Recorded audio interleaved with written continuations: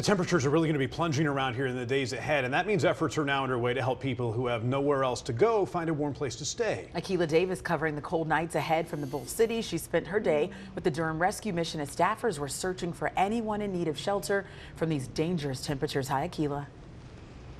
Hi there. The Durham Rescue Mission says they aren't turning anyone away. They're targeting the homeless community because they say there's a story behind how they got there. There's no way to live. Charles Chandler would know. He's preparing for an anniversary he never thought he'd celebrate. When you don't know where you're going to lay your head, and when where you lay your head's a hard place and a cold place. On December 14th, the former journalist will celebrate 1 year of not being homeless. You feel so guilty and so ashamed, and hope seems so fleeting. And it's people with his story that need the most help when temperatures dip below freezing. There's the possibility of frostbite, no doubt. That's happened here. We've seen that happen here. We've seen people lose toes and digits.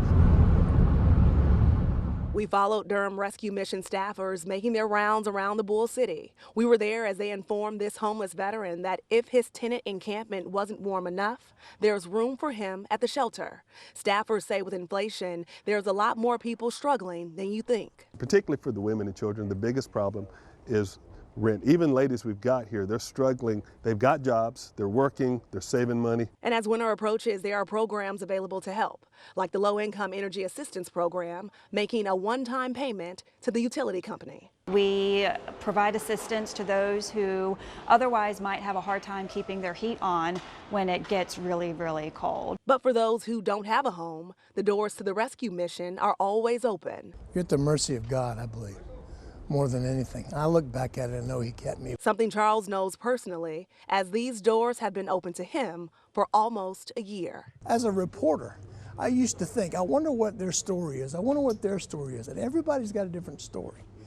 And then suddenly, I never imagined I was going to have my own story of homelessness too.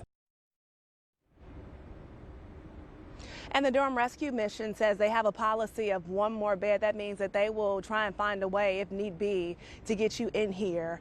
Meantime, the Low-Income Energy Assistance Program applications for it open this Friday.